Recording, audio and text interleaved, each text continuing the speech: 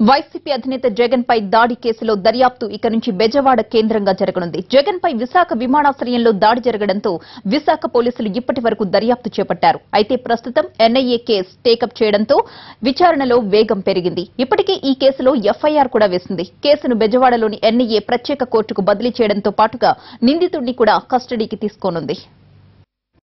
జగన్ పై దాడి కేసు నిందితుడు శ్రీనివాసరావుకు police custody ముగియడంతో అతన్ని తమ కస్టడీలోకి తీసుకుంది. ఎన్ఐఏ దాఖలు చేసిన కస్టడీ పిటిషన్కు కోర్టు అనుమతి ఇవ్వడంతో నిందితుడిని అర్ధరాత్రి విజయవాడ తీసుకొచ్చారు.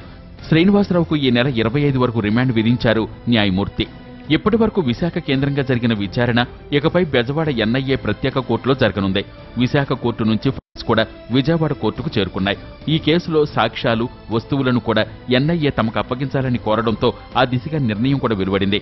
మొదటి నుంచి ఏపీ పోలీసులు ప్రభుత్వ ఆర్డర్లు లేనందున తమకు సహకరించడం లేదని చెప్తున్న ఎన్ఐఏ అధికారులు కోర్టు ఆదేశాల ద్వారా ముందుకు నడుస్తున్నారు. అయితే ఎన్ఐఏకి కేసు అప్పగింతపై హైకోర్టులో ఉన్న వెకేషన్ బెంచ్లో పిటిషన్ దాఖలు చేసే ఆలోచనలో ఉంది ఏపీ ప్రభుత్వం. అయితే దానికి సంబంధించి కూడా క్వాష్ పిటిషన్ వేసిన జగన్ తరపు న్యాయవాదులు సంక్రాంతి సెలవుల తర్వాత మాత్రమే స్పష్టమైన ఆదేశాలు ఇవ్వాలని హైకోర్టును కోరతామని చెప్తున్నారు.